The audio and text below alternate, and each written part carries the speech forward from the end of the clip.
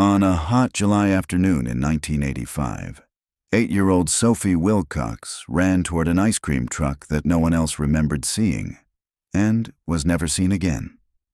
No tire tracks, no witnesses, no suspects. But 39 years later, a retired detective finds a forgotten roll of undeveloped film from the original crime scene. And in one frame, the ice cream van appears again, parked in front of a condemned warehouse. What happened to Sophie? And why does the warehouse's basement still have power? Subscribe. You're going to want to follow this story. Summer, 1985. Shelby, Illinois. The last sound anyone heard from Sophie Wilcox was a laugh, a short, high-pitched giggle that carried across the sun-baked cul-de-sac as she ran barefoot toward the curb, her fist clutched around a crumpled dollar bill. Her pigtails bounced. Her red jelly sandals slapped against the pavement. It was the hottest week of the summer, over 100 degrees in the shade. Everyone in Shelby, Illinois had their fans running and windows open, hoping to catch a breeze. Kids played shirtless in sprinklers. Dogs panted in dirt patches beneath porches. The ice cream truck came late that afternoon, its warped speaker playing a slowed-down version of Pop Goes the Weasel as it rounded the corner onto Harper Lane. Sophie saw it first. She turned to her mother on the porch and shouted, "I'll be right back." Mrs. Wilcox barely looked up. She was folding laundry. "Okay, but don't go far." By then, Sophie was already across the lawn, the hem of her pink shorts fluttering behind her. She disappeared behind the tall hedges at the edge of the property. The ice cream truck had stopped just beyond them, out of sight from the house. And then, nothing. No scream, no struggle, no second laugh.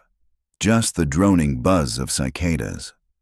By the time Mrs. Wilcox realized how long it had been, just a few minutes, Sophie was gone. The hedges still swayed in the breeze. The street was empty. No truck, no other children, no melted ice cream on the pavement. Only the faint metallic jingle of that broken melody fading into the distance. It took 6 minutes for her to call the police. 6 minutes for the neighborhood to change forever. The investigation moved fast at first. Flyers were posted on every telephone pole. Sophie's school photo, big smile, missing front tooth, striped t-shirt, became a fixture on the local news. Detectives combed Harper Lane for tire tracks. Search dogs were brought in. Helicopters circled the wooded areas north of the subdivision, but there were no witnesses. No one else had seen the ice cream van. Not even the boys playing basketball just 2 houses down. Not even the neighbor who'd been washing her car at the end of the block. They all remembered the sound, but not the truck. The police called it a false lead, a misidentified commercial jingle, a wandering predator, a case with no answers. Within a month, the posters began to fade. The Wilcox family stopped answering the phone, and Sophie's name became just another sad story the town learned not to mention. 39 years later, a box of evidence was found in the back of the Shelby County Sheriff's storage unit. It was marked for disposal. Inside, an unlabeled VHS tape, a tiny red jelly sandal in an evidence bag, and a sealed envelope of 35mm negatives that had never been developed. Present day. Shelby County, Illinois. The storage room smelled like old paper and mildew. Detective Raymond Heller, newly retired and recently re-bored, stood beneath the flickering fluorescent light and rubbed the dust from a cardboard evidence box dated July 1985. His name was scrawled in fading ink across the front. Heller, R. He didn't remember packing it. Shelby County's sheriff's office was cleaning house. New leadership, new filing system. Old records were being digitized, and anything that didn't fit was marked for shredding. Heller had stopped by that morning to drop off a signed copy of his retirement paperwork, and somehow ended up in the basement archive with a half cup of lukewarm coffee and a stack of boxes that hadn't seen daylight in decades. He popped the lid. Inside, rusting paper clips, manila folders, a water-stained field notebook, and a shallow tray of negatives inside a Ziploc bag marked unprocessed. He paused. There were 6 strips of 35mm film, photographs never developed. A second smaller bag held the canister they came from. A handwritten label was barely legible. Sophie case. R. Cole, R. Cole. That was Rick Cole, the forensic photographer back in '85. Died of a stroke in '97. Heller remembered him. Quiet guy. Shot everything on film, even after everyone else went digital. Apparently he'd taken these photos at the scene, but Heller had never seen them. The official case file only had Polaroids. "Why didn't these ever get processed?" he muttered, holding the negatives to the light. A shadowy outline showed what appeared to be the Wilcox property. Backyard, hedges, a shape near the street. Impossible to tell what. The film had degraded slightly, the edges cracked with time, but something tugged at him, a detail he couldn't name. He looked around. The basement was empty. The evidence manager was on lunch. Heller slid the negatives into a padded envelope, stuffed it in his coat, and walked out the back door without signing the visitor log. The only place in town that still processed film was Allie's Camera and Memories, a dusty old photo shop turned nostalgia hub on the corner of a main street. He hadn't been there in 20 years. The bell over the door jingled when he stepped inside. "Ray Heller." Allie herself squinted at him from behind the counter. She hadn't aged a day past weathered. "Well, I'll be. Thought you'd moved to Florida or something." Thought about it. He pulled the envelope from his coat. "Can you process old 35mm negatives? These haven't been touched since '85. She took them, held one up. "Original Kodak. Looks brittle but usable. I'll have to do it by hand. Could take a couple days." "Just prints. No digital." Allie raised an eyebrow but nodded. "Suit yourself. Still chasing ghosts, Heller?" He gave her a tired smile. "Maybe one of them wants to be found." 2 days later, Heller sat in his apartment with a stack of developed prints laid out across his kitchen table. The first few were routine crime scene photos. The Wilcox house, yellow police tape, the front porch where Sophie had been last seen. The next set moved toward the hedge line, where Sophie had run out of sight. The shadows were long, late afternoon, but it was the 6th print that made his hands tremble. Behind the hedges, barely visible through the leaves, was the unmistakable shape of a vehicle. Boxy, faded, white with streaks of blue. A cartoon character hand-painted on the side, possibly a seal with an ice cream cone. The logo was too blurred to read, but it was there, parked at the curb. The ice cream truck. The one no one else saw. He stared at the image until his eyes hurt. In the original reports, not a single neighbor remembered seeing the van. Several had heard music, yes, but police had found no signs of a vehicle. No tire impressions on the gravel. No oil drips, not even flattened grass. But here it was, captured by Rick Cole's camera and forgotten for nearly 4 decades. Why? Why had the film never been processed? Heller flipped the photo over. On the back, scrawled in blue pen, frame 6. Harper Lane, Wilcox driveway, approximately 3:54 p.m. The timestamp matched. Sophie had vanished just before 4 o'clock. He picked up his landline and dialed the Shelby County Sheriff's Office. "Get me Detective Leah Monroe," he told the desk clerk. "Tell her I've got something she'll want to see." Leah Monroe looked young enough to be his daughter, but she had a sharp mind and good instincts. One of the few in the department Heller still respected. She met him at the diner on Walnut Street, late afternoon. Hair pulled back in a no-nonsense ponytail. Notepad already open. "You said this was about the Wilcox case?" she asked. He slid the photo across the table. She stared, blinked, brought it closer to her face. "Is that—" "Yes. I thought there was no vehicle." "There wasn't in the file," Heller said. "But this photo was never developed. It was in storage. The original photographer died in the 1990s. I just found the negatives last week. Monroe looked uneasy. That shouldn't happen. I know, but it did.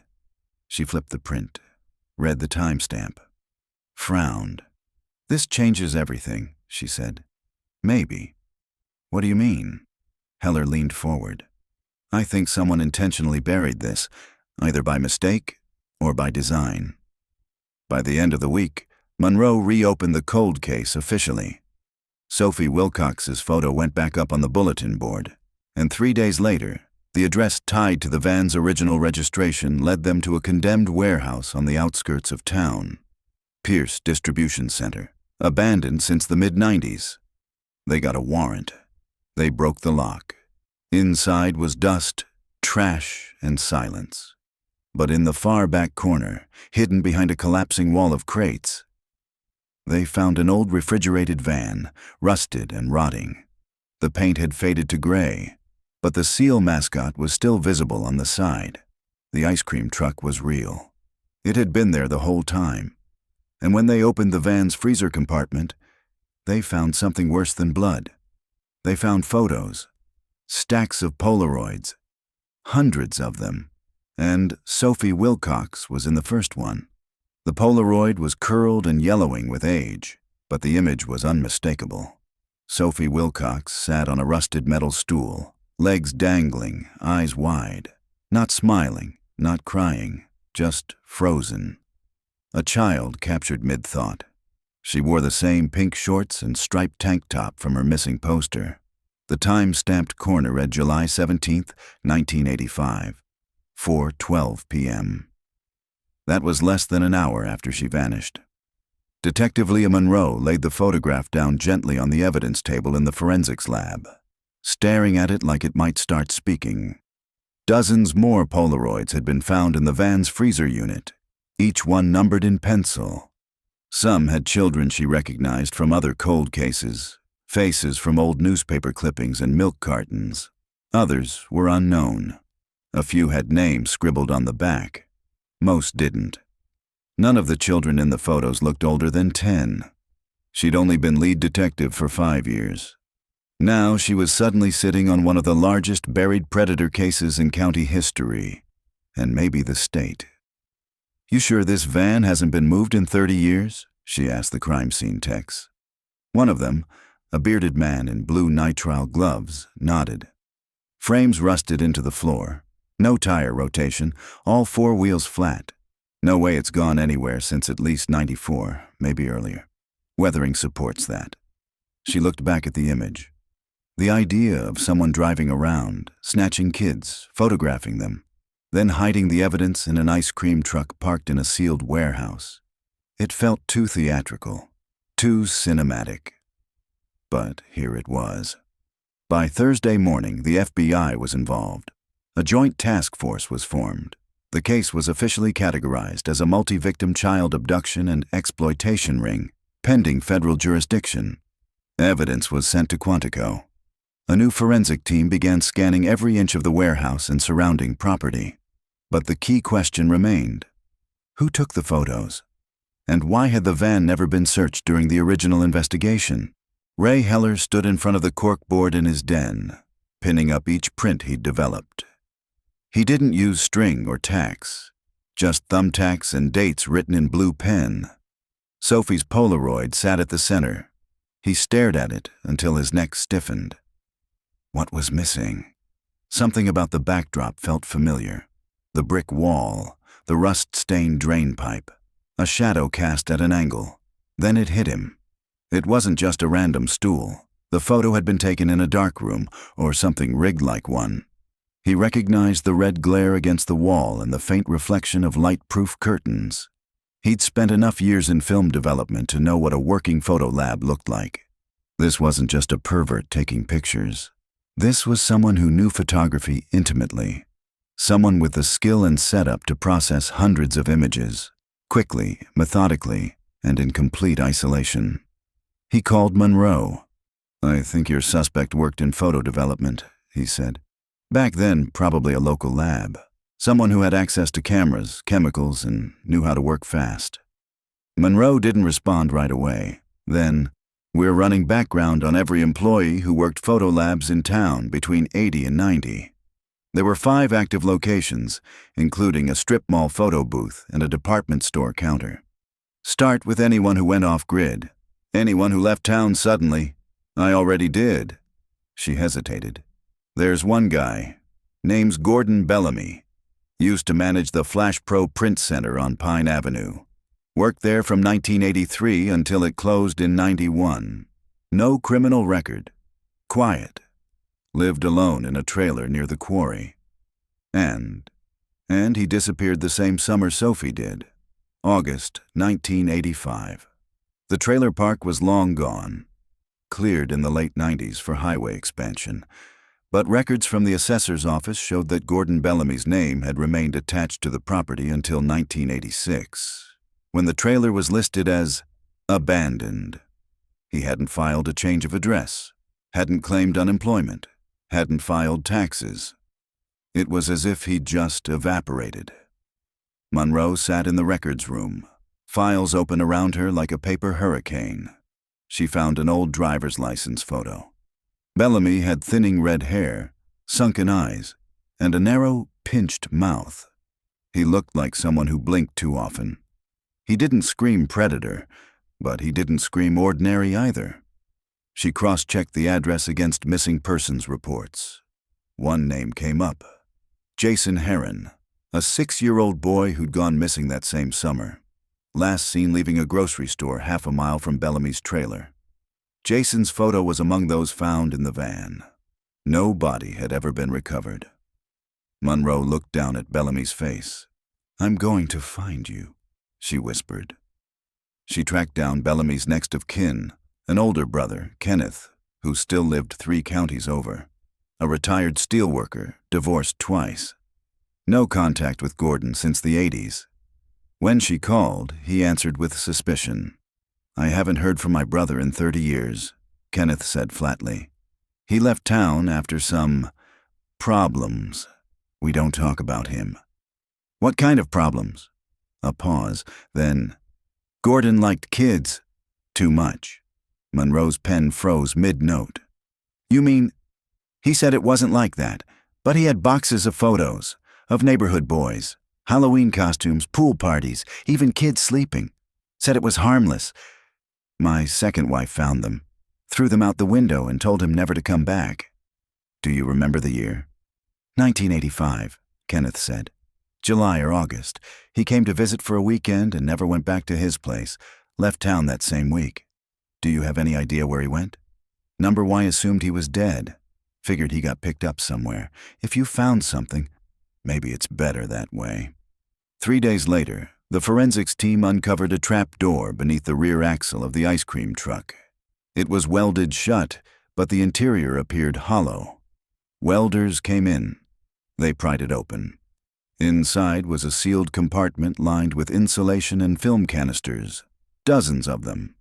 Labeled, categorized, stored in temperature-preserving material. Inside each, negatives, contact sheets, and sometimes names scrawled in ink. Some even had coded tags that matched missing children from multiple states. But the most chilling discovery was at the very bottom.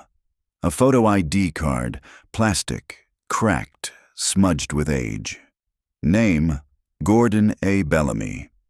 Title, photo technician, issued by Flash Pro Print Center, Shelby, Illinois. Date, June 11th, 1985. "It's him," Monroe told Heller, holding the card in a gloved hand. Heller didn't reply. He was staring at one of the contact sheets. The background matched the photo lab setup from Sophie's Polaroid. Same stains on the floor. Same pattern of water damage on the concrete wall. And in the corner, barely visible in reflection, was a tripod and shoes, adult-sized, facing her. The child's name was Maddie Cruz. That much was clear from the Polaroid found halfway down the second box in the van's freezer compartment. A strip of masking tape ran across the bottom with the handwritten words, "Maddie, 9 years, July 86. In the image, Maddie sat cross-legged on a worn carpet, surrounded by dolls. Her hair was thick, curly, and unevenly cut. Her eyes were open, but her posture looked unnatural, as though she'd been told not to move. A pink toy telephone rested in her lap. To the right of the frame, just out of focus, was a bare foot, an adult foot. Detective Leah Monroe stared at the photo under the forensic lab lights. This wasn't just a collection of exploitation material. It was a chronological record. Every photograph had been cataloged, labeled, even arranged in order. Whoever created this archive had been methodical, deliberate, ritualistic. There were now 23 children confirmed across the collection. 7 of them matched existing missing persons reports. 9 were completely unidentified. The rest were still being cross-referenced. But Maddie Cruz hadn't been part of any database. No local missing report, no newspaper mention, no family record, just the photo and the name. I want a list of every child reported missing between 1986 and 1990 in a 500-mile radius, Monroe told her research analyst, Amy Patel. Specifically children of color, girls, age range 7 to 10. Anyone with the first or middle name Maddie or Madeline. Patel nodded and got to work.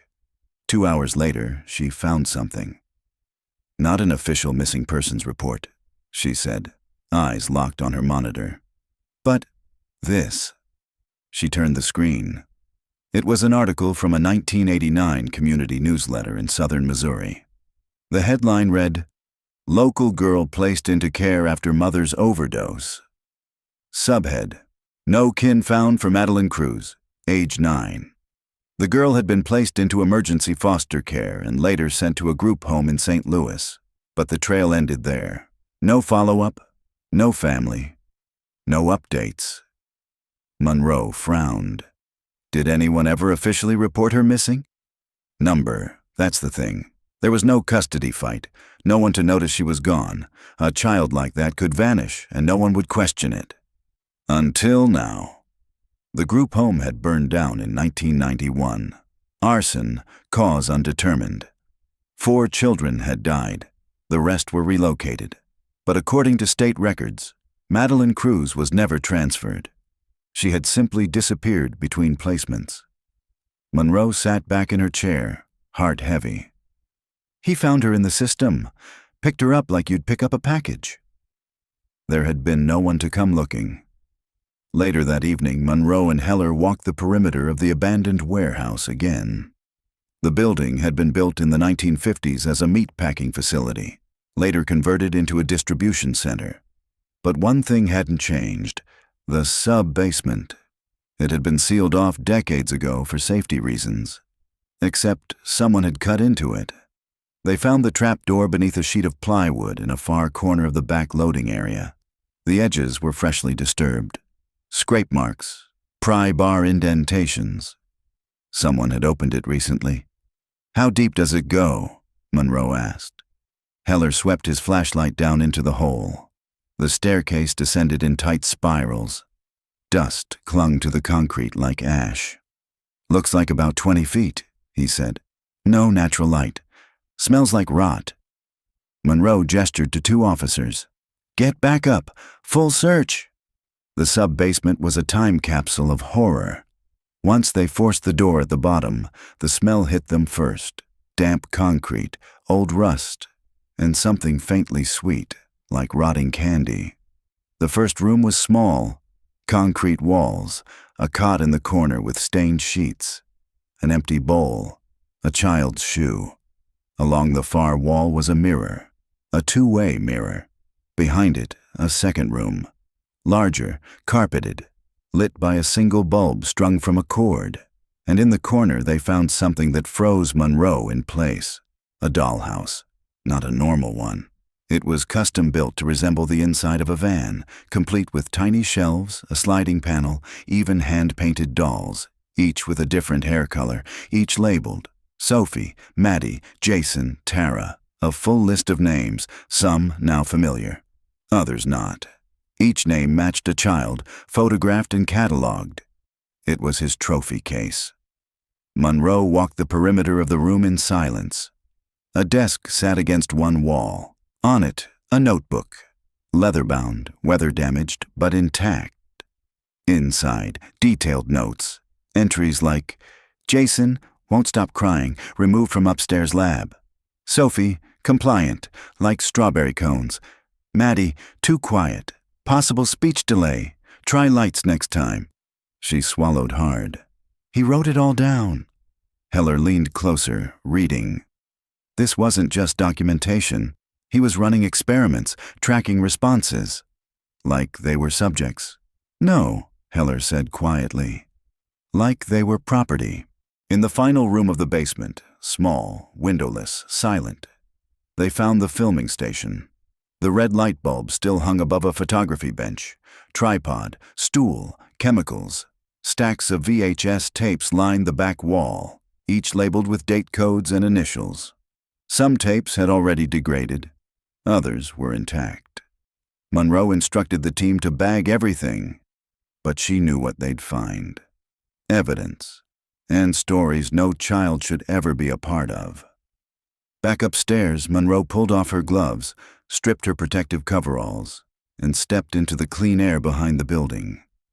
She looked up at the wide-open sky. The sun was going down. What kind of man lives like this? She muttered. Heller lit a cigarette but didn't answer. He'd seen monsters before. This one didn't need fangs or horns. Just a camera and a locked door.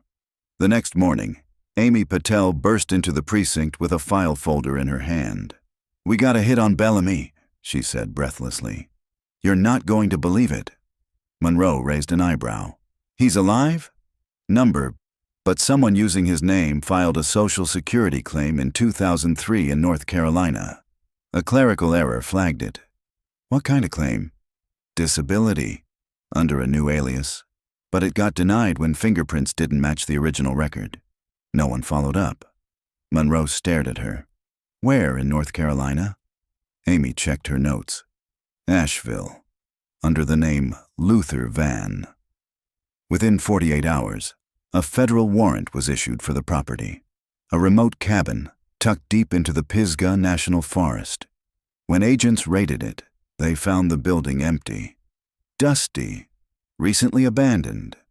But someone had been living there. Food in the pantry, water on the stove, and in a box beneath the bed, more photos. But these were recent. One showed a young girl, no older than 5, playing near a stream. She wore a red hoodie. She was smiling. The back of the photo read, "Isabelle, 2024. The photograph of Isabelle felt different. Not staged, not clinical. It hadn't been taken in a basement, under red lights, or in front of a stained mattress. No, this one was bright. Natural. The girl was crouched beside a shallow stream, one hand in the water, eyes squinting at the sunlight. Her red hoodie stood out like a flare against the green woods behind her. Detective Leah Monroe sat in the war room surrounded by maps, file folders, and blown-up images of every child discovered so far. She held Isabelle's photo between 2 gloved fingers and examined the grain, the depth of field, the clarity. "It's recent," she said. "No fading, printed within the last 12 months. The lab confirmed it an hour later. The print paper had a manufacture date code from March 2024, just a few months prior. The photo had been taken on a modern DSLR and printed on an inkjet machine. Whoever Luther Van had been pretending to be, he wasn't done. Not yet. The cabin in Asheville was more than just a hideout. It was another studio. Downstairs, agents found a finished basement with an editing station, 2 monitors, a film scanner, and a digital archive on external drives. But all of it had been scrubbed clean. The hard drives were wiped. The router had been unplugged. Still, the tech team pulled what little metadata they could from residual file fragments. One phrase appeared repeatedly. "Princess Room, Generation 2.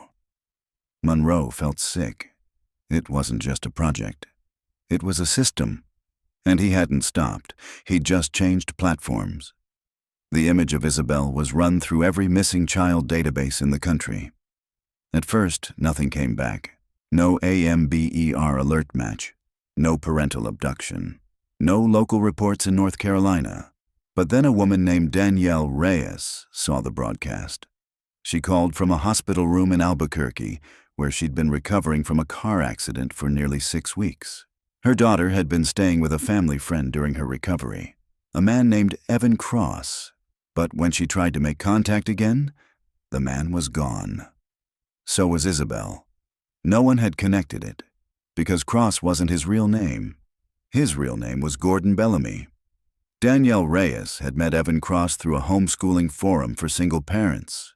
He was polite, soft-spoken, even offered to build a wooden bookshelf for Isabelle's room. Over time, he'd become like an uncle, offering childcare during her work shifts, dropping off learning packets, helping with after-school hikes. After Danielle's accident, the arrangement seemed perfect, until the man stopped answering his phone. Monroe stood in the Albuquerque police station with Danielle beside her. The woman clutched a tissue and stared at the printout of the red-hooded photo. "That's her," she whispered. "That's my baby." The case officially became interstate abduction, and it meant one terrifying thing. Bellamy was active. Now, a search radius was established, 150 miles in all directions from Asheville. Forest rangers were questioned, campgrounds combed, helicopters dispatched over the mountains. 2 days in, a hiker reported hearing a child's voice near a remote stream. She thought it was strange. Too far off trail, too rehearsed. "She kept repeating the same phrase," the woman told rangers. "Daddy said don't talk. Daddy said don't cry." The search team triangulated the report and found a root cellar buried beneath a collapsed log cabin deep in the trees. Inside, under 4 feet of earth and moldy planks, they found Isabelle, alive. The girl was dehydrated but conscious, wrapped in a blanket. The red hoodie from the photo was tied around her waist. She had no visible injuries but blinked at the flashlight beams like a feral animal. "I'm not supposed to see faces," she whispered as rescuers pulled her free. When asked her name, she hesitated, then said, "He called me Emily." At the hospital, Isabelle sat in a private pediatric recovery room, drawing circles on her meal tray with a spoon. Her eyes were distant. She didn't ask for her mother. She didn't ask for anything. Monroe arrived with a stuffed animal and sat quietly nearby. "I brought you a friend," she said gently. "His name's Otis. I think he likes peanut butter." Isabelle didn't look up.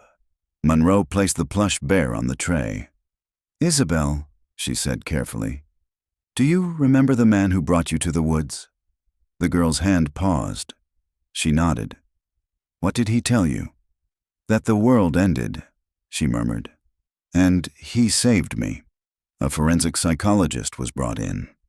Over 2 sessions, Isabelle began to speak in fragments. Bellamy, calling himself Mr. Evan, had told her the outside world was poisoned, that her mother had been converted, that everyone else had given up their souls. He'd fed her lies through routine, repetition, and sensory isolation. One disturbing phrase repeated throughout her statements: "The other girls went to the princess room, but I was too new." The princess room.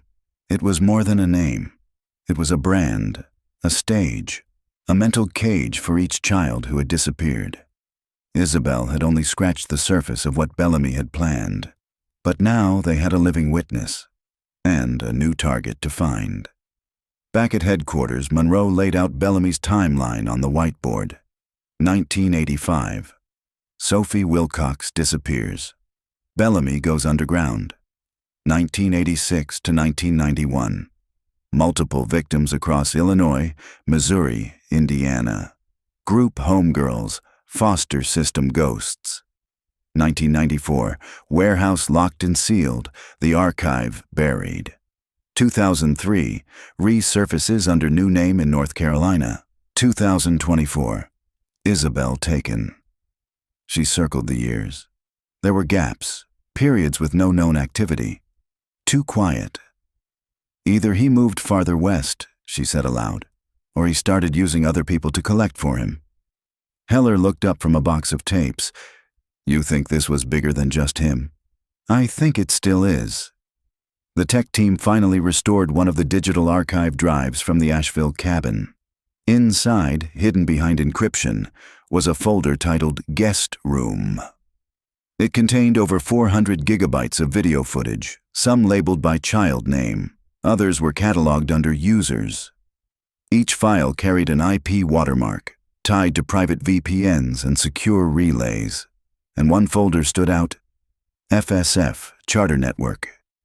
The videos were longer, cleaner, multiple camera angles, intros, a shared format.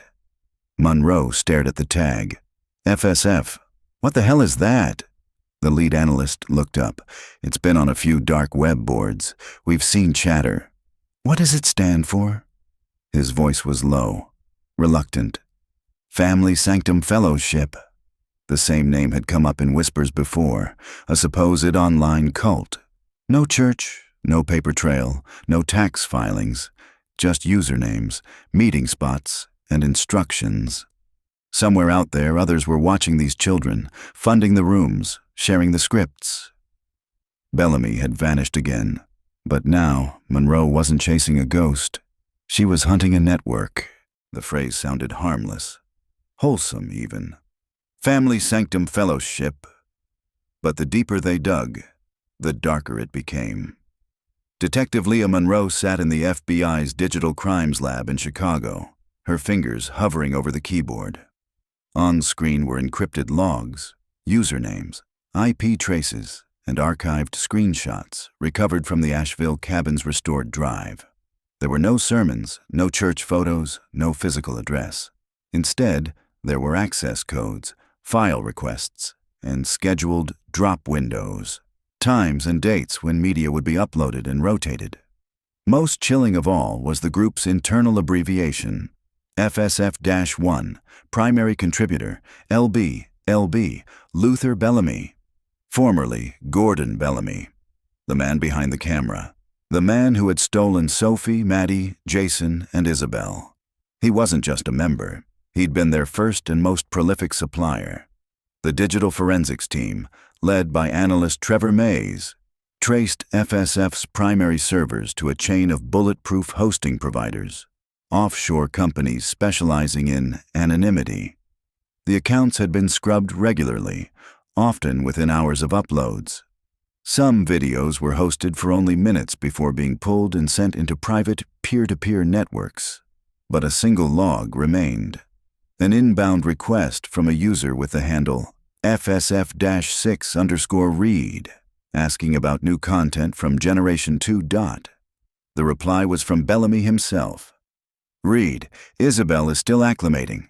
PR2 material not ready for upload. You'll be notified. Date, May 3rd, 2024. Just 10 weeks before Isabelle was rescued. That means this Reed guy is still active, Monroe said. Possibly stateside, Mays replied. His IP bounced through Germany, Iceland, and Quebec, but the timestamp lines up with Central Standard Time. I think he's here. Can we ID him? Mays adjusted his glasses. We have one lead. A Bitcoin wallet tied to his donations. He tapped a few keys and pulled up a transaction log. 2 weeks ago, this account sent 0.15 BTC, roughly $10,000, to a new digital address. Same tag signature. Monroe leaned in. Where did the money go? Through a currency mixer, Mays said. But it was eventually deposited into a checking account in Peoria, Illinois. Name on the account? He spun the screen around. Reed Talmadge. Reed Talmadge was a middle school counselor, 48 years old, never married, lived alone in a split-level home near Glen Oak Park. On paper, he was clean. No criminal history, no red flags. But he'd recently taken leave from work, citing family matters. Monroe's team moved fast. Surveillance was set up within hours. A team parked across from his house watched his movements. He rarely left. Mail piled up outside, but the lights came on at night. A figure moved through the kitchen. Someone was home. After 48 hours of watching, they got the warrant. Monroe stood behind a tactical team as they approached the house at 4:50 a.m. The neighborhood was silent. Dawn just breaking. When the door was breached, Talmadge was found in the basement, seated calmly at a desk, lit only by the pale glow of 3 monitors. He didn't resist, didn't speak. He just smiled. Inside the house, investigators found 5 external hard drives, a locked mini-fridge with pre-labeled medications, laminated checklists taped to the walls. Session goals: trust, touch, test. A false wall in the laundry room. Behind it, a mattress, a mounted camera, and a pink-painted closet labeled Sanctum Prep Room. But the most disturbing find was a photo album, handmade, covered in purple felt. Inside were printed screenshots, dozens of them, all from the FSF network. One section was labeled LB Classics. Photos of Sophie, of Maddie, of Jason. Each page had handwritten notes: innocence preserved, obedient, beautiful, PR 1 brilliance. And on the last page, a printed still of Isabelle, kneeling in the forest stream, red hoodie bright in the sun. Below it, a note in gold ink: the next generation is pure again. Talmadge said nothing during questioning, but after 12 hours in holding, he asked to speak to Raymond Heller. Heller hadn't expected to return to interrogation rooms, but when Monroe called, he didn't hesitate. He sat across from Talmadge, who was shackled to the steel table, dressed in county orange, his eyes oddly calm. "You remember Bellamy?" Talmadge said. It wasn't a question. Heller nodded. Talmadge smiled faintly. "He was our first light, the architect. Before him, we were just shadows. But he gave it order. He gave it language." Heller's jaw clenched. "You're talking about children." "I'm talking about truth," Talmadge replied. "The world above pretends innocence fades. We preserve it. We protect it. The sanctum is sacred." "Where is Bellamy now?" Talmadge looked up, eyes sparkling. "You're too late. He's finished what he started." "Where?" Talmadge leaned forward, voice lowering. "He's with the last one, the one Sophie replaced. You never asked who came before her." That night, Monroe replayed the interview over and over. She pulled Sophie's file, checked the dates. July 17th, 1985. She went back to the Polaroids. The earliest photo in the collection, one dated June 1985, showed a girl with auburn hair sitting in a similar stool. Not Sophie. Smaller, paler, wearing a yellow dress with cherries on it. The back read, "June 2nd, Clara, test failed." There were no other photos of Clara, no record of her in any database, no matching missing child report. She was never reported. Heller stood behind her. "Clara came before Sophie," he said, "and Bellamy wasn't done with her." Monroe turned, "Which means she might still be alive." They went back to the warehouse, this time with cadaver dogs and ground-penetrating radar. They searched every inch. Behind a false wall in the sub-basement's northeast corner, they found a second crawl space, just 3 feet tall, and in that narrow space, curled in a fetal position on a thin pad of foam, was a skeleton, female, child. Estimated age 6 to 8.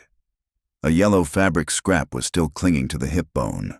Cherries faded from age. Dental records confirmed it a week later. Her name was never known, but on the board they finally wrote, "Victim 0, Clara, 1985. Monroe didn't sleep that night. She sat in the war room staring at the whiteboard covered in faces. Children, ghosts, some found, some lost. Each name connected by a red line leading to one central point, Bellamy. But now, the circle had widened. Family Sanctum Fellowship was real, active, organized, and somewhere, if he was still alive, Bellamy was preparing another child. It started with a name. Clara. A girl no one remembered. A child never reported missing. No photo on milk cartons, no desperate parent on the news. But her skeleton was found in a space barely large enough to breathe. A yellow dress with cherries. A name scribbled on the back of a photo. Test failed. Detective Leah Monroe had stared at that line for hours. What test? And what had Sophie Wilcox done differently to survive? The FBI's Behavioral Analysis Unit stepped in, sending a team of profilers to comb through Bellamy's archives. Each child had been filmed under nearly identical conditions. Same chair, same background, same order of steps. Like an audition. But there was something different about Sophie. She was the first to smile, one profiler noted. In the video, she laughs when Bellamy offers her a popsicle. She nods when he asks if she wants to play pretend. She even waves at the camera before the scene cuts. By contrast, Clara barely moved, didn't respond, looked past the lens like it wasn't there. She wasn't useful to him, the profiler said. He wanted obedience, but he also wanted connection. Clara didn't give him that. Monroe swallowed. So he killed her. He disposed of what didn't serve the role. The theory gained weight when analysts found a typed document buried inside a locked folder in Bellamy's recovered hard drives. It was titled, The Doctrine of Continuity, FSF Internal Primer. It read like a manifesto. Each child is not a victim, but a vessel. They preserve what the outside world corrupts. Through ritual and repetition, we erase the stains of culture and begin again with innocence. Phase 1. Introduction, age 5 to 7. Phase 2. Conditioning, obedience, isolation, reinforcement. Phase 3. Filming, sanctum material. Phase 4. Seeding, distribution to approved circle. Monroe stopped reading after that. She didn't need to see what came next. Sophie had survived Phase 3, but she never reached Phase 4. Something had interrupted the process, a change in routine. A mistake. Or maybe. Sophie had resisted in some small way no one noticed. Raymond Heller thought back to the original search in 1985. The timing, the urgency, the sudden silence after the first 48 hours, and the fact that Bellamy left town less than a month after Sophie vanished. He panicked, Heller said. Maybe she saw something she wasn't supposed to. Maybe someone knocked on the door at the wrong moment. Monroe turned to him. Or maybe she escaped. Heller looked up. That was never in the file. It wouldn't be, Monroe said, standing, if someone covered it up. They went back to the Wilcox case files, back to the original statements from the neighborhood, and buried in a supplemental report, filed but never flagged, was a single line. Subject's mother heard back door slam approximately 5 minutes after initial call to police. Believed it was wind. But the weather log from that day said the wind was calm. Monroe's pulse quickened.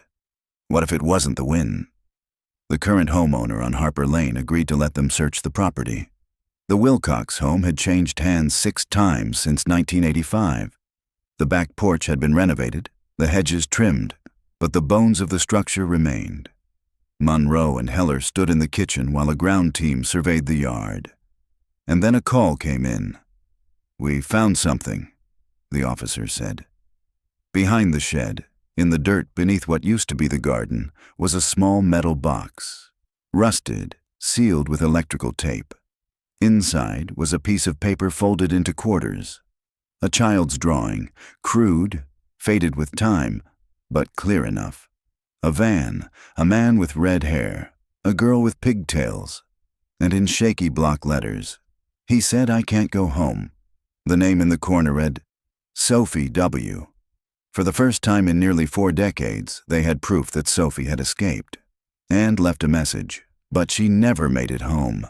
They re-examined the 1985 search radius, focused on drainage systems, wooded corridors, and old construction routes. One tunnel stood out, Wilcox Storm Drain, built in the 70s. A maintenance map showed a runoff pipe extending almost half a mile, ending near the outer fence of an old self-storage facility. At the time, it had been vacant. But now, It was active again. The facility manager was cooperative. Unit number 219 had been rented under a corporate name, Andale Holdings, LLC, registered in Delaware. No physical office. The rental began 7 months ago. Monroe felt her throat tighten. That's just before Isabelle was taken. The manager unlocked the unit. Inside, under a tarp, was a familiar shape. A van, not the old one, a newer model, still cold to the touch. They opened the back doors. Inside were boxes, each labeled, some with clothes, some with toys. One box held photographs, not from the past. These were from 2024, children playing in a wooded clearing. Different girls, different locations, each labeled with a name, each tagged with FSF. And one folder read, "For Reed, replacement cycle begins August 1st. Monroe stood in the storage unit, the heat rising off the pavement outside, and stared at the collection of names. Clara, Sophie, Maddie, Isabelle, and now more. More names, more children. The cycle wasn't broken. Bellamy hadn't stopped. He'd just started again. The words sat like ice in Leah Monroe's stomach. Replacement cycle begins August 1st. It was now July 28th. That gave them 4 days. 4 days before another child vanished. 4 days before another name was added to the list. Inside the self-storage unit, the second van's contents were inventoried piece by piece. There was nothing overtly criminal. No weapons, no restraints, no drugs. But everything felt calculated. The pillows were vacuum sealed. The children's clothing was folded by size. One pair of sneakers still had the store tag attached, dated just last week. A brand new My Little Pony backpack sat on the floor of the van, unzipped and packed. Inside it, a toothbrush, a pink headband, a juice box, a child's identification card with a name, Lila Penrose, age 6. The name was real. Cross-referencing databases confirmed it. Lila Ann Penrose, 6 years old, recently placed into temporary foster care in western Kentucky after her mother was arrested on drug charges. Monroe's breath caught when she saw the intake photo. Brown curls, missing front tooth. Shy smile. She looked heartbreakingly like Sophie. Monroe called the Kentucky Division of Family Services. Yes, the caseworker confirmed. Lila is currently in emergency placement, rural home screened and state approved. Only one other child in the house. And the guardian? Monroe asked. Retired male, mid-60s. No criminal history. Goes by the name Evan Cross Monroe. Gripped the phone tighter. That's Gordon Bellamy. A pause. I'm sorry. Send me the address, now. Monroe turned to Agent Peterson from the FBI task force.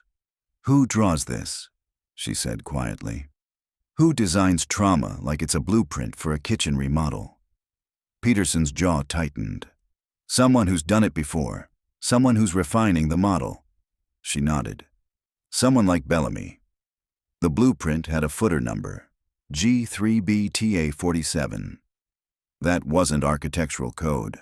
That was internal FSF tagging, meaning this wasn't theoretical. It was a project in progress, and somewhere out there, the next room was already being built. Tech teams scoured the paper for fingerprints, DNA, embedded fibers, anything that might connect it to Bellamy's current location. The only clue came from the type of paper used, a custom synthetic mat stock manufactured by a single company out of Montana. The company confirmed only 7 sales of that paper in the last 5 years. 6 were to architectural firms. The 7th, an order placed 6 months ago. Shipping destination, Durango, Colorado. Recipient, James B. Kendrick, a known alias used by Bellamy in 2009 in North Carolina. Monroe flew to Durango the next morning. The address on the invoice was a private parcel in the foothills. Gated, unlisted, no utilities registered. When she and the local task force arrived, they found a partially constructed home, a concrete shell built into the earth, disguised as a storage facility. To the side of the foundation, a newly poured slab covered with tarp, a false floor. When removed, it revealed a descending shaft. Concrete stairs, steel-reinforced walls, still incomplete. But in the lowest chamber, Princess Room, Generation 3 had begun. There were 3 cells, each unfinished but framed with wood and lined with foam insulation. Plastic sheeting still clung to the corners. Nails jutted from exposed beams. The air was thick with sawdust and mildew. And in the main orientation chamber, agents found a portable speaker rigged to play a distorted version of "Pop Goes the Weasel" on a loop. Just like the first time. Just like Sophie remembered. The forensics team swept the site. Inside a toolbox, they found a set of plans with red X's and sticky notes. Some said install two-way. Others said adjust lens depth. One note read, final prep by August 1st. Return with JH and subject. JH a new name, or perhaps a partner. A deeper search of the property uncovered a camper van, partially buried under a camouflage tarp. Inside, food wrappers, burner phones, protein bars, and a journal. Bellamy's handwriting. The first entry, "The world has lost its balance. The outside noise drowns the truth. But below, where it's quiet, purity still exists." The last entry, "She will arrive soon, the final subject. After this, the door closes for good." Dated, July 27th. 2 days ago. Bellamy had been there. He had laid the foundation, and he had someone else helping him now. Monroe stared at the journal page, the hairs on her arms rising. "This was supposed to be the last one," she whispered. "The final room." Agent Peterson spoke grimly beside her. "He's building a legacy, a sealed system. After this, he never planned to come back up. And if we hadn't found Lila..." She didn't finish the sentence. DNA found on tools in the chamber confirmed Bellamy's presence. But another profile came back unknown. Not from any federal database, not from any criminal file, but when cross-referenced with public school employment records, a match emerged. J.H. Jeffrey Haldeman. Age 52. Middle school custodian. Fired in 2021 after multiple complaints of inappropriate conduct. Never charged, never registered. But neighbors remembered a van. A man who gave out candy to kids walking home from school. Haldeman's last known address was a trailer on the edge of Telluride. When agents arrived, it was already empty. Inside, magazines, surveillance photos, and a notebook labeled Final 3, Isabelle, Lila. The third name had not been filled in. Monroe sat on the motel bed that night staring at the blank line in the notebook. Isabelle had been taken, recovered. Lila had been selected, stopped in time. But someone else had been marked. A third child, planned, targeted, unknown. Somewhere that child was still living an ordinary life, unaware that a man was watching, preparing, and counting down the days. The blank space haunted them. Final 3. Isabelle, Lila. The notebook recovered from Jeffrey Haldeman's trailer gave no name, no photo, just a question mark scrawled in black ink and underlined twice. But to Leah Monroe, it meant something far worse than uncertainty. It meant someone had already been chosen. Back at headquarters, agents created a working profile. Based on Bellamy and Haldeman's previous methods, the third girl would likely be female between 5 and 8 years old, living in an unstable or isolated home environment, recently enrolled in a new school or daycare, undocumented, overlooked, or system invisible. It wasn't a needle in a haystack. It was a child among millions. Agent Peterson, seated beside Monroe at the digital forensics board, tapped a lead. "We traced Haldeman's IP activity over the last 3 months. Most traffic is encrypted, but there's one pattern." He brought up the log. Frequent visits to a school district website in Sandstone County, Utah. Elementary level. repeated downloads of the district calendar, bus routes, and after-school program forms. Monroe's brow furrowed. Why Utah? Same reason he picked Kentucky and Arizona before: remote, underfunded, and easy to disappear in. She nodded slowly. Start with any recently enrolled girls between ages 5 and 8 in the last 30 days. Focus on guardianship cases and kids in temporary housing. Within hours, they had a name: Elsie Marin, age 7. Just registered for 2nd grade at Three Pines Elementary. No prior school record. No birth certificate on file. Only a handwritten note from a grandmother listing her birth date. Elsie had been enrolled by an elderly woman, Mary Marin, who listed herself as next of kin and sole guardian. No other family.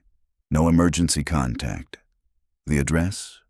A rural farmhouse over an hour from the school, just off an abandoned mining road. And Mary Marin died 3 weeks earlier. Monroe's throat dried as she stared at the screen. Then who enrolled Elsie? Local sheriff deputies visited the farmhouse.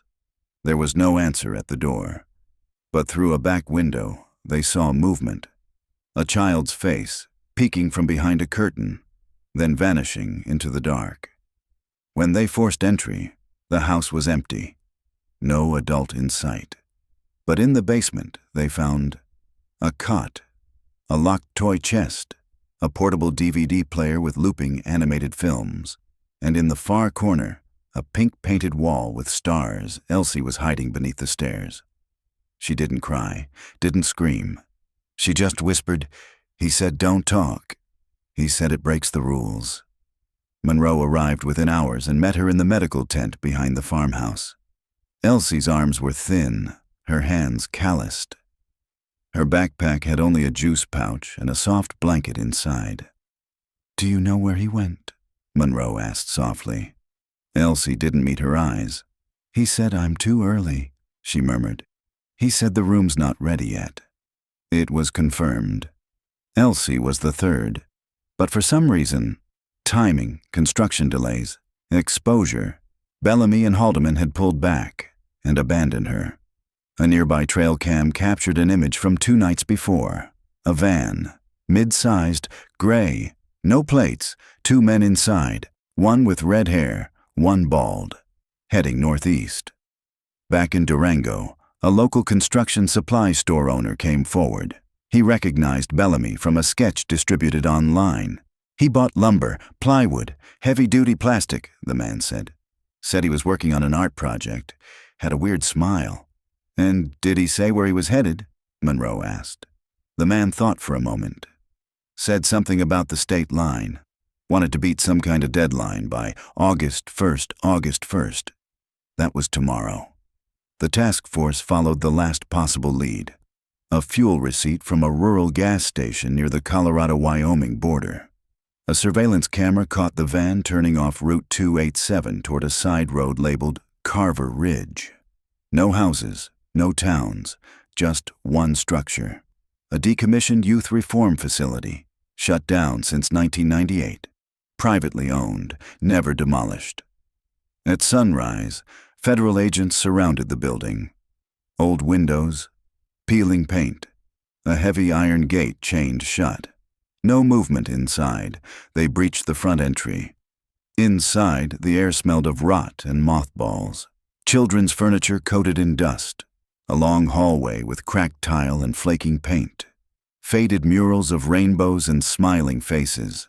But deeper in, beneath the back stairwell, a reinforced door, steel, fresh, bolted with a digital keypad. Not from 1998. This was new. They breached it with a battering ram. The door groaned and opened into darkness. The room was finished. Princess room, Generation 3, fully constructed. 4 chambers, lights wired, cameras mounted, flooring installed. Each wall painted pastel pink. A small vanity, a toy box, a mounted speaker system playing soft classical music.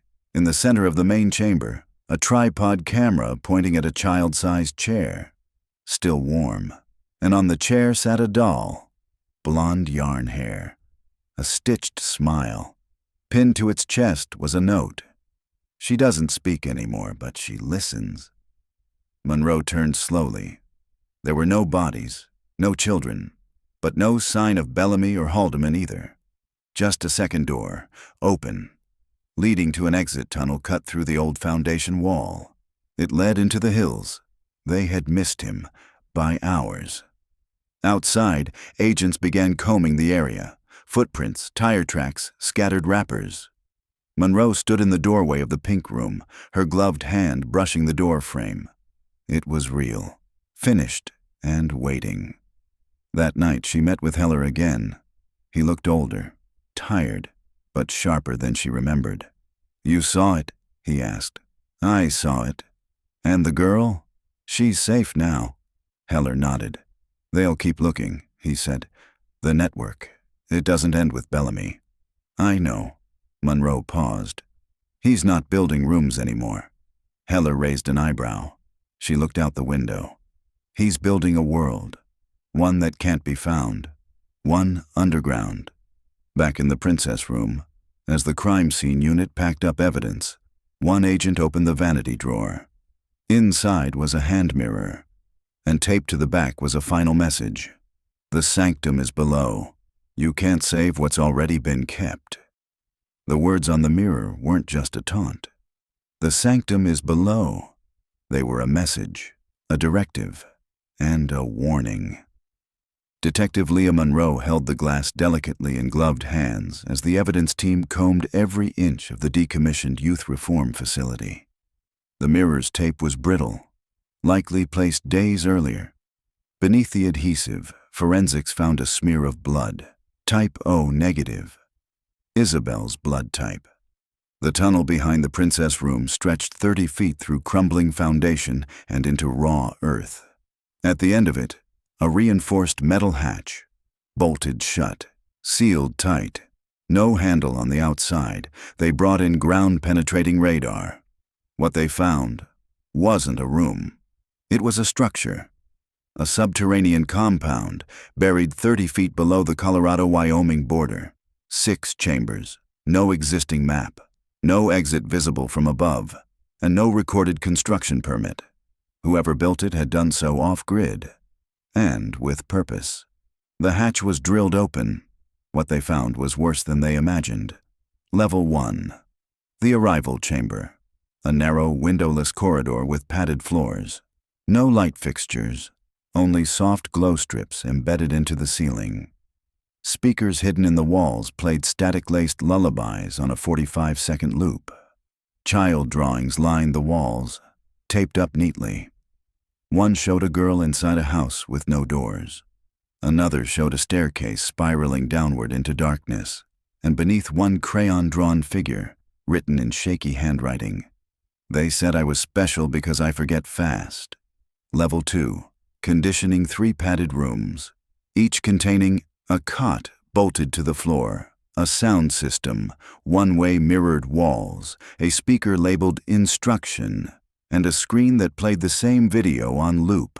Bellamy's voice narrating bedtime stories rewritten to include Daddy, the room, and the rules. On the floor of one room, scratched into the corner tile. "She was here too, the one with the cough." Level 3. Archive a central hub, lined with cabinets, server racks, and labeled boxes. PR1. Video archive A to M. FSF receipts 1985 to 2001. Cycle reports, Project Aurora. Replacements, paper only. Each file was handwritten, dated, organized like a library. There were over 700 VHS tapes, another 200 DVDs, and 5 hard drives stored in vacuum-sealed cases. Monroe stood there in stunned silence. They had found the nerve center. Forensics rushed in. A tech team began cataloging the materials, tagging footage, collecting fingerprints, and running facial recognition against known missing child databases. 3 faces were identified within the hour.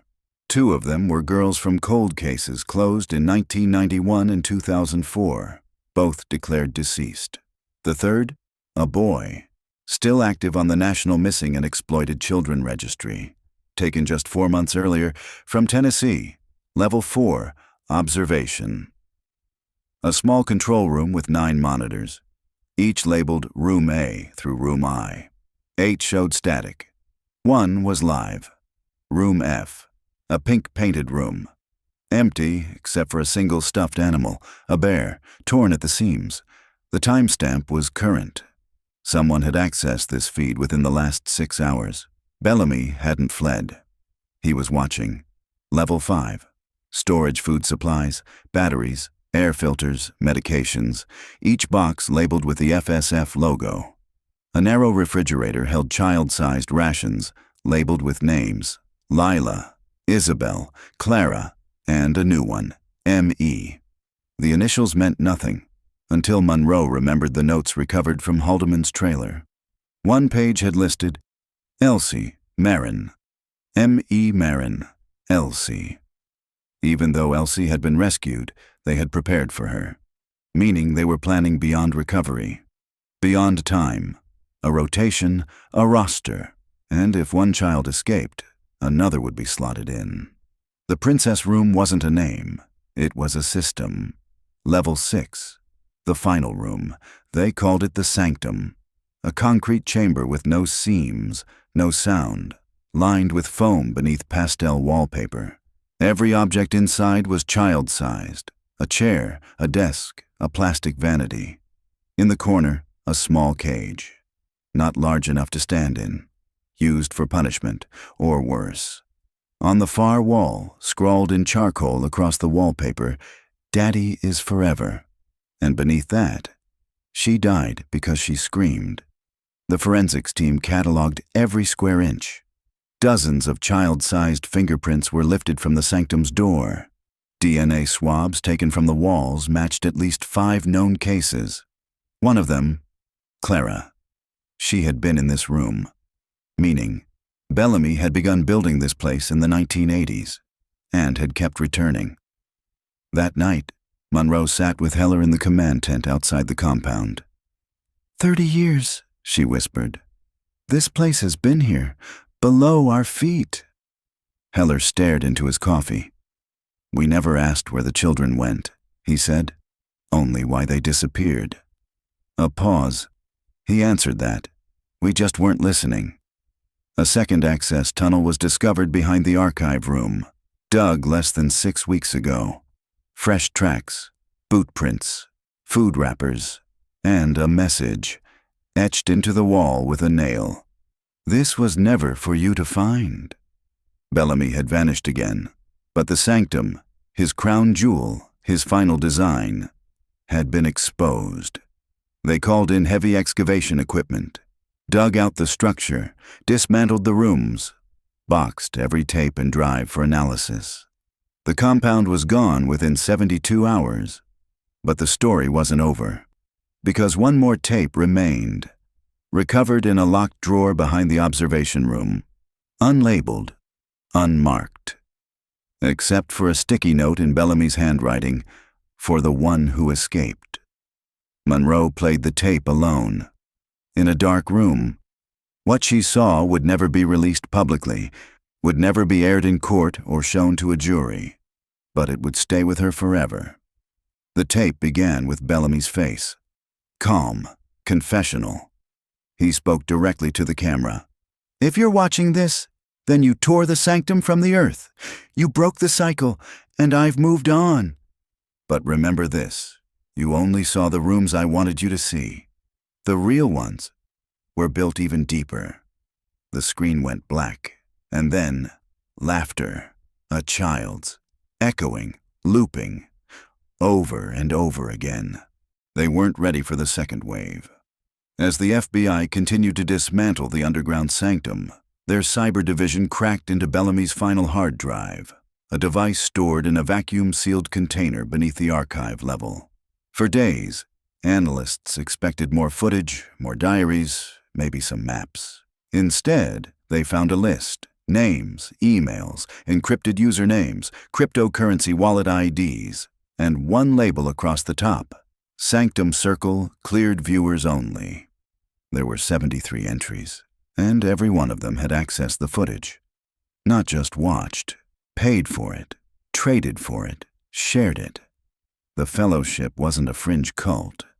It was a network. Detective Leah Monroe stared at the list as it unfolded on the screen beside Agent Peterson. Business owners, a retired judge, a middle school art teacher, a youth pastor from Boise, a tech CEO, a customs officer. Some of the names were expected. Others chilled her to the bone because they were trusted, respected, hidden in plain sight. Operation Sanctum Collapse was launched within 48 hours. Simultaneous raids in 14 states, 29 arrests in the first week, 8 suicides before trial, 4 international extraditions. But not all names led to convictions. Several IDs were fake, shell accounts with no real person behind them, and one in particular. FSF origin key. No location, no transactions, no history. Just one login timestamp, 3 days before the raid on Durango. Agent Peterson said what everyone was thinking. It's Bellamy. Back at Quantico, the behavioral analysis unit created the working theory. Gordon Bellamy, once Gordon Wexler, later Gordon Clay, had become more than a predator. He was a system architect, a designer of depravity. But more disturbingly, he had become a myth to the others. To the inner circle of FSF, he was called the Origin, the founder, the one who built the first room, the one who delivered Clara, the one who survived the cycle. And now, he was vanishing into legend, even among the very monsters who followed him. Monroe spent her nights reviewing transcripts from interrogations. Many of the accused denied involvement, but some, like Reed Talmadge, spoke freely. One line stood out above all. We only watched, he created.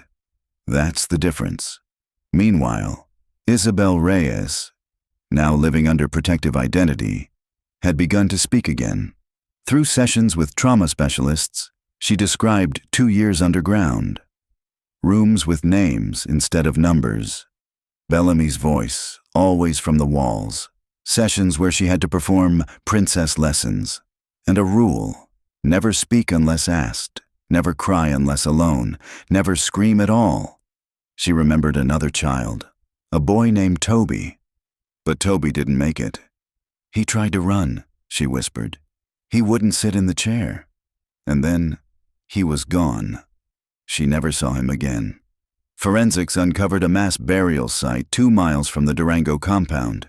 6 bodies, 4 confirmed from cold case files, 2 still unidentified. One of them, small bones, estimated age 6, had a plastic crown buried with her. The forensic tag labeled her as Princess 03, unknown.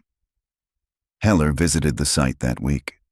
He stood at the trench, hands in his coat pockets, and whispered a prayer. This wasn't just abuse, he told Monroe. It was a religion, built on obedience, on silence. He looked at her, eyes tired. And there will always be people ready to follow that kind of God. Back at headquarters, a final anomaly triggered a second alert. A Bitcoin wallet tagged to FSF origin key moved 0.00001 Bitcoin, a tiny, meaningless amount, but it was sent with an attached IP packet. Inside, a single JPEG image, a photo of a new room, still under construction. Fresh walls, child-sized furniture, a mattress with a blue blanket, and written on the back of the wall in chalk. Try again. Timestamp, 48 hours ago. Location, unknown. Bellamy wasn't done. The sanctum wasn't the end. It was just the prototype. Monroe sat alone in the operations room. The faces stared back at her. Photos of Isabelle, Clara, Sophie, Lila, Elsie. She had rescued some, buried others. But one thing was clear. The fellowship never stopped building. And the ones who watched, they were waiting for the next broadcast. They thought it ended with the sanctum, with the raid, the arrests, the names finally spoken aloud. But the truth, ugly, cruel, and impossible to look away from, was this. The broadcast never ended. Not really. It had just changed channels. The FBI kept the image under lock and key. Bellamy's final message. A single still frame of a half-finished room, a child's mattress, a chalk wall with the words, "Try again," scratched above a set of handprints. Whoever took that photo had access to FSF's original encryption layers, meaning it wasn't just Bellamy. Someone else had inherited the architecture, a successor, or worse, a student. Forensic metadata embedded in the image pointed to one detail missed at first glance. Latitude coordinates. Rural West Virginia. Less than a mile from a defunct coal mine. No structures, no recent satellite updates, just a patch of green and darkness underneath. Monroe requested immediate aerial recon. Thermal imaging showed nothing from above, but ground-penetrating radar revealed a heat pocket deep underground, active, consistent with a generator system.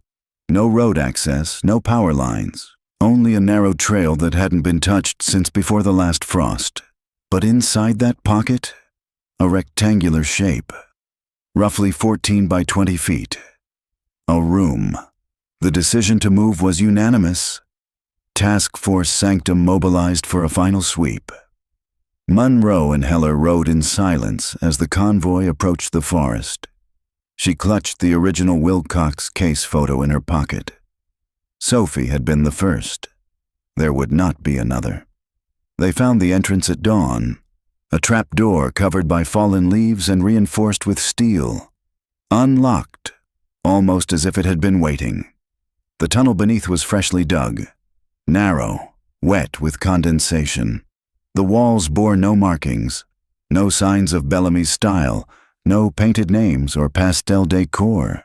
But it led directly to a chamber, single room, 4 walls, 1 chair, 1 overhead camera. No toys, no color, just a folded blanket on the floor. And in the corner, a television, old CRT, plugged into a satellite uplink. Still warm, still powered. They turned it on. The screen buzzed, then flickered. And then it began, a live feed. No timestamp, no controls, just a camera, fixed on an empty room, pastel pink walls, a stuffed bear on the floor, a chair in the center, a child-sized shadow passing just out of frame, and a voice. Not Bellamy's, a younger voice, male, whispering. She won't scream this time. She learned. They all learn. Monroe watched in horror as the figure stepped into frame. Not a child, a man, late 20s, calm, clean, focused. He looked directly into the lens. Daddy was just the beginning. He smiled, then reached forward and shut off the feed. Silence. The screen went black. The tech team scrambled to trace the uplink. It had routed through 5 countries before bouncing back to a private server in Nova Scotia. But by the time they reached it, burned, gone, erased. No files, no backups. Whoever he was, he hadn't just taken Bellamy's place. He'd modernized it. No longer basement tapes and hidden dollhouses. Now it was global. Encrypted, disguised as surveillance. No downloads, no shipments. Just eyes watching. Monroe stood in the forest, clearing hours later. The hatch sealed behind her. The sun rising again, but something in her refused to call it light. She thought of Sophie's drawing, the ice cream truck with no driver, of Clara's name, forgotten in a cold room, of Isabelle's whisper, "He said I was the one who stayed quiet longest." And she thought of that last video, the man who stared into the lens like he was looking right through her. They shut down the FSF servers. They froze every wallet.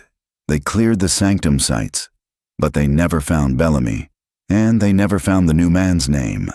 Instead, they released a public warning, a call to parents, to teachers, to caretakers, to watch for signs, to believe children, to never assume safety simply because a room is quiet, because some rooms weren't built to keep children safe. They were built to keep them hidden. 3 months later, a news story quietly made the rounds. A girl in Minnesota went missing from a playground. No struggle, no sound. Just a swing still moving when her teacher looked back. The only clue? A stuffed bear left on the slide. Its eyes were sewn shut. Somewhere, a broadcast had begun again. Location: Shelby, Illinois, summer 2025. Sophie Wilcox didn't speak to the press. Not when they found the sanctum. Not when Bellamy's name was back on national news. Not even when they recovered the footage labeled Cycle 1 Harper Lane. But she did return. Once. Just before the 30th anniversary of her disappearance. The Wilcox house had been sold long ago. The swing set was gone. The hedges cut back. But the curb was still there. The spot where she'd last been seen. The place her mother always swore she vanished from. Now it was just a patch of cracked sidewalk with a weed growing between the slabs. Sophie sat on the hood of her rental car across the street, watching, listening. Her hands shook when she lit the candle she'd brought, the kind you could buy in a glass jar from any grocery store. No label, no saint, just white wax and a wick. She placed it on the curb and sat next to it. From the corner, an ice cream truck rounded the bend. The music was different now. Louder, less warped. A new driver, a new route. But Sophie didn't move. She watched it pass without stopping. Her eyes never left the spot where her 8-year-old self had stood. A voice behind her. "Are you her?" Sophie turned. A girl, maybe 9 or 10, stood holding a popsicle, eyes wide. From the story, the one who disappeared. Sophie didn't answer, but the girl nodded anyway. "I knew it." She sat beside her. They watched the candle together. "I thought about screaming," Sophie said quietly, "when he opened the van door, when I saw the chair." The girl looked up at her. "But I didn't," Sophie continued, "because I thought if I was quiet, he'd take me home." She swallowed.